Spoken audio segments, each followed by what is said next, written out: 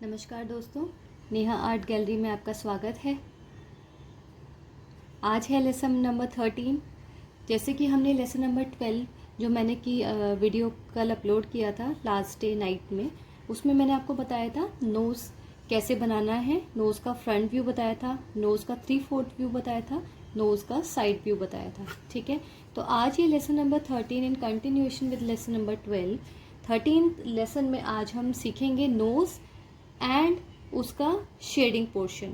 जो हम 3D look देते हैं नोज़ को, जैसे कि मैंने आपको बताया था, शेडिंग करने के बाद ही किसी एक पिक्चर में 3D लुक आता है। लाइट और डार्क शेड्स इंक्लूड करते हैं किसी पिक्चर में तो वो 3D लुक में कन्वर्ट होने लग जाता है। जैसे मैंने आपको बताया था, आज हम सीखते हैं कैसे हम एक फ्लैट पिक्चर को 3D लुक में क्रिएट कर सकते हैं, ट्रांसफॉर्म कर सकते हैं। ठीक है, तो हम बात करते हैं आज नोज़ की। नोज़ को पहले हम सिस्टमेटिकली ड्रॉ करेंगे एंड देन उसके बाद हम शेडिंग करेंगे। तो देखिए दोस्तों, पहले आपने जैसे सीखा था, पहले हमें एक राउंड सर्किल बनाना है। सिंपल एक सर्किल बनाएंगे, ठीक है। एंड देन हमें एक हुक बनाना है। जैसे ये सर्किल है, सर्किल, अब यहाँ से एक सर्किल पे हुक बनाना है। तो ये सर्कमफ्रेंस हमने लिया है, इसको ही फॉलो करते हुए अलग से एक्सटेंड करना है थोड़ा सा आगे की साइड, और इस तरीके से हुक बना देना है पेटल की शेप में। ठीक है, सिमिलरली हम सेम चीज़ यहाँ पे भी बनाएंगे। जितना जितना चौड़ा ये है उतना ही चौड़ा ये बनेगा, जितना लेंथ का ये है उतना ही लेंथ का ये बनेगा। ठीक है, एंड देन उसके बाद हम क्या करेंगे, ये सर्कमफ्रेंस किस तरीके से, वैसे ही हमें यहाँ पे एक साइड में हाफ सर्किल काइंड ऑफ बना देना है। सिमिलरली जो डिस्टेंस ये है उतने ही डिस्टेंस पे यहाँ पे एक हाफ सर्किल बना देना है। ठीक है, इतना हो गया।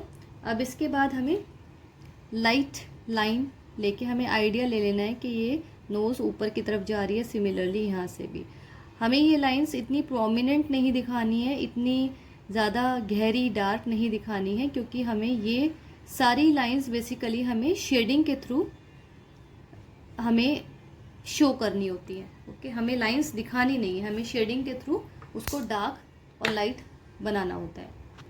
तो हम ये करने के बाद हम सबसे पहले बताना चाहेंगे कि कौन कौन से शेडिंग के इक्विपमेंट्स, मटेरियल्स यूज़ होते हैं यहाँ पे। तो सबसे पहले मैंने ये पेंसिल ली है, ग्राफ गेयर की है, ग्राफ गेयर 1000.5 mm की। इसका जो पेंसिल का जो ये लिड है, ये जो इसकी लिड है बहुत ही थिन होती है और बहुत ही सॉफ्ट होती है। ठीक है, और इसका ग्रिप बहुत अच्छा आता है, इसलिए मैं ये मैकेनिकल पेंसिल ही प्रेफर करती हूँ। एंड देन उसके बाद आता है ये mono zero eraser. Mono zero eraser आपके एक तो फ्लैट इरेज़र आती है और राउंड इरेज़र आती है। देखिए इस तरीके से ये फ्लैट है। ओके, एंड देन हमारे पास आता है पेपर स्टम्प्स।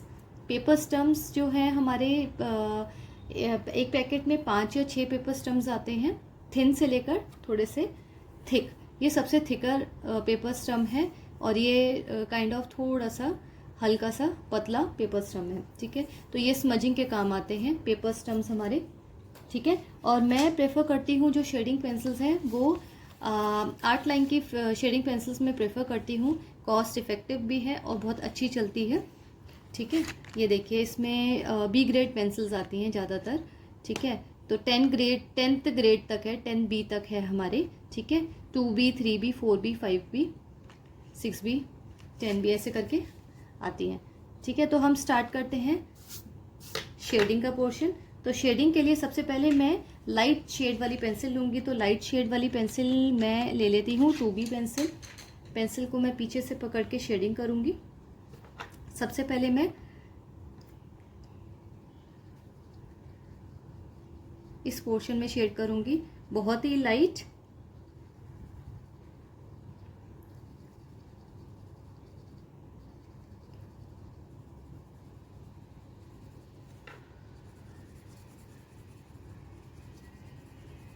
जैसे कि मैंने बताया था कि आपको ये लाइन नहीं दिखानी है, तो लाइन के ही आसपास में शेड करूँगी, उसके बाद मैं पेपर स्टम्प से उसको स्मच करूँगी। मैं ये चाहूँगी कि ये लाइन मुझे विजिबल ना हो। ठीक है, इस तरीके से जो ये हमने ये वाली लाइन बनाई थी, इसको हम इरेज कर देते हैं। मोरो ज़ीरो इरेज़र का ये फ़ायदा है कि इसका जो एरिया है, रबिंग एरिया बहुत ही कम है, तो बहुत ही स्मॉल एरिया में अच्छे से वो फाइनली इरेज कर सकता है। इसीलिए हम बहुत ही छोटे छोटे एरियाज़ में जहाँ हमें थोड़ा भी रब करना है तो हम मोनो ज़ीरो इरेज़र ही प्रेफर करते हैं।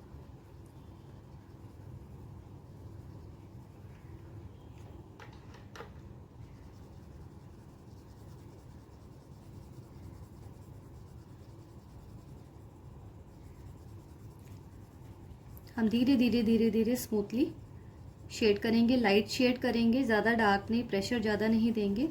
और जैसे कि मैंने आपको बताया था कि फ्रंट जो टॉप वाला पोर्शन है उसमें चमक है, चमक में भी है थोड़ा सा शेड, बट बहुत सारा ज़्यादा शेड नहीं है, तो ग्रेड ऑफ शेड में थोड़ा सा रिड्यूस करूँगी, लाइट करूँगी यहाँ पे एज कम्पेयर टू कि ये डाउन पोर्शन, इसमें मैं one after the other shade के कोट्स दूंगी।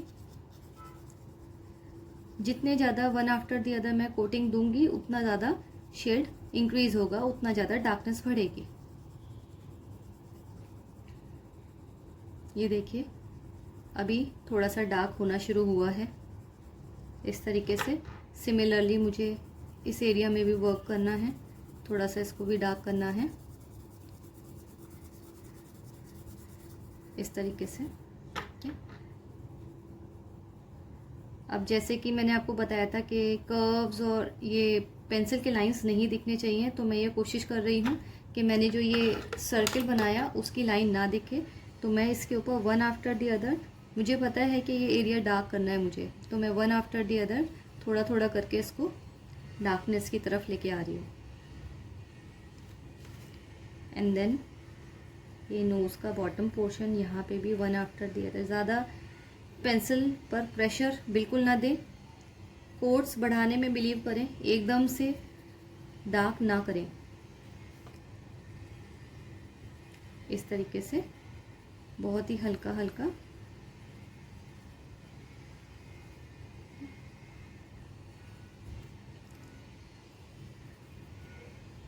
यहाँ इस जगह पे भी थोड़ा सा डार्क है, क्योंकि जो ये बम्प है, बम्प के बाद थोड़ा सा कर्व जाता है नोज़ में, तो वो कर्व की जगह पर लाइट नहीं पड़ती, तो इसीलिए मैं ये एरिया को थोड़ा सा डार्कनेस की तरफ लेके आ रही हूँ।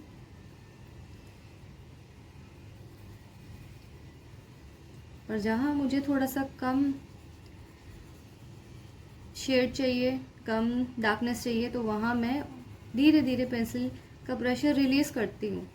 पेंसिल के प्रेशर पे कंट्रोल रखना इस टाइम पे बहुत ज़रूरी है।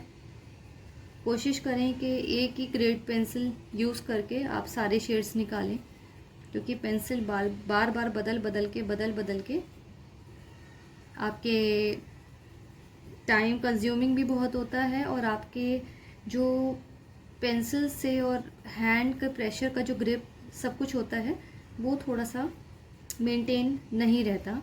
तो कोशिश करें कि एक ही पेंसिल से आप सारा काम कर दें।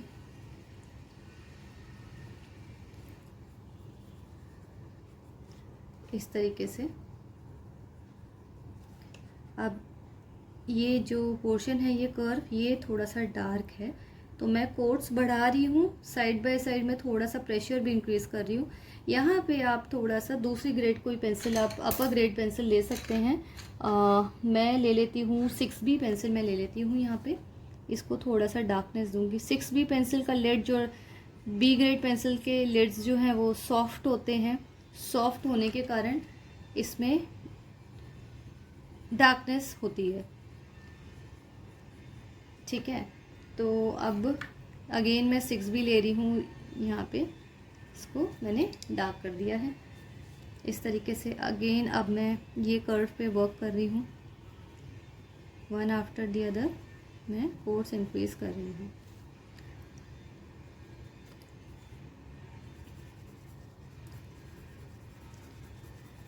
स्लो वीडियोस हैं, आप भी साथ साथ कर सकते हैं। जो चाहते हैं प्रैक्टिस करना, आप साथ साथ वीडियो के प्रैक्टिस कर सकते हैं इस तरीके से। ठीक है, अब ये देखिए यहाँ पे डार्क है, तो मैं, आपको लग रहा होगा कि मैं प्रेशर दे के काम कर रही हूँ, बट नहीं, प्रेशर नहीं दे रही मैं। One after the other quotes increase कर रही हूँ मैं। कोट्स इंक्रीज करने से क्या होता है कि लेयर बाय लेयर आपकी पेंसिल का जो है शेड वो लगता रहता है पेपर पे, और लेयर बाय लेयर अगर करेंगे तो फिर और शेड इंक्रीज होंगे। ठीक है, अब इतना करने के बाद अब हमारा पेपर स्टम्प का गेम शुरू हो जाता है। पेपर स्टम्प यूज़ करते हैं, स्मच करते हैं पहले सारा कुछ, प्रेशर नहीं देते, उसको थोड़ा सा टिल्ट करके और देन राउंड राउंड करते हुए सब शेड्स को इवन करते हैं एक के साथ एक, इस तरीके से। सो जब आप शेड करें तो पहले में एकदम से डार्क पूरा करने की कोशिश ना करें, क्योंकि जब हम पेपर स्टम्प यूज़ करते हैं तो पेपर स्टम्प से क्या होता है, जो लेयर्स, जो कोट्स आपके वन आफ्टर द अदर एक के ऊपर एक लगी होती हैं, वो कभी कभार ऊपर ही सेटल डाउन होती हैं, बट उसको हमें स्मज करके पेपर के ऊपर सेटल करना होता है। तो जब वो पेपर के ऊपर सेटल होती हैं चीज़ें, तो ऑटोमेटिकली शेड्स इंक्रीज ही होते हैं। तो ये कोशिश करें पहले पेपर स्टम्प से आप करें, देन उसके बाद अगर आपको लगता है कि अभी भी मेरे को शेड्स इंक्रीज करने हैं, तो आप दोबारा से वही सेम प्रोसीजर आप फॉलो कर सकते हैं, शेड्स इंक्रीज कर सकते हैं। ये देखिए अभी मिडिल पोर्शन में मैंने कितना ब्राइट छोड़ा था, अब मैं इसको स्मज कर रही हूँ तो और पूरा इंक्रीज हो गया का शेडिंग का ग्रेड।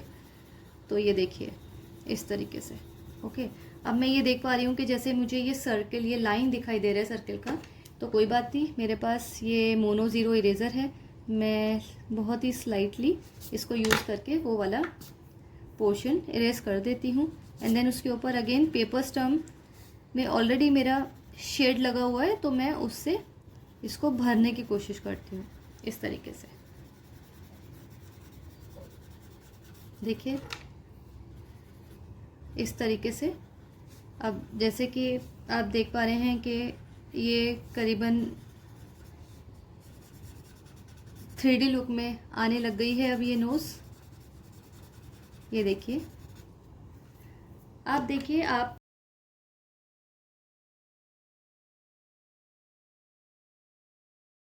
अब हम बात करते हैं यहाँ, ये जो आप नोज़ देख रहे हैं यहाँ पे किस तरीके से चमक लाई जाएगी। तो हम मोनो ज़ीरो इरेज़र से हल्का हल्का सा उसको स्मच करते हुए हम यूज़ कर रहे हैं, और राइट साइड में और लेफ़्ट साइड की नोज़ में भी थोड़ा थोड़ा चमक हमें दिखानी है। तो हम यही मोनो ज़ीरो इरेज़र यूज़ करके वहाँ से हम शेड को पिक कर रहे हैं। धीरे धीरे हम पिक कर लेंगे शेड को इस तरीके से। देन उसके बाद आप देखते हैं कि नीचे के पोर्शन में थोड़ा सा शेड है, थोड़ा सा शेड आएगा, क्योंकि आपकी जो नोज़ एक्सटेंडेड है, तो लाइट का जो इफ़ेक्ट है वो नीचे नोज़ के बॉटम पोर्शन में नहीं आ पाएगा, तो थोड़े से उसके शेड्स बढ़ जाएंगे, तो डार्क शेड्स आ जाएंगे। जैसे कि आप देख पा रहे हैं इस फोटो में भी आपको दिख रहा है आपको कि नोज़ के नीचे आपके डार्क शेड हैं। तो इसी तरीके से हम इसको तैयार कर लेंगे। दोस्तों, ये वीडियो आप देख के बनाइए, ट्राई करिए, नोज़ किस तरीके से बनती है, कैसे हम शेड कर सकते हैं, ये आप करिए। बहुत ही इजी है, बहुत ही स्टेप बाय स्टेप मैंने इस नोज़ को बनाना आपको बताया है इस वीडियो में। प्लीज़ फॉलो करिए, लाइक करिए और ज़्यादा से ज़्यादा सब्सक्राइब करिए, जिससे लोगों तक मेरी ये वीडियो पहुंच पाए। And thank you so much जुड़े रहने के लिए। बहुत बहुत आप सब लोगों का शुक्रिया, बहुत बहुत शुक्रिया।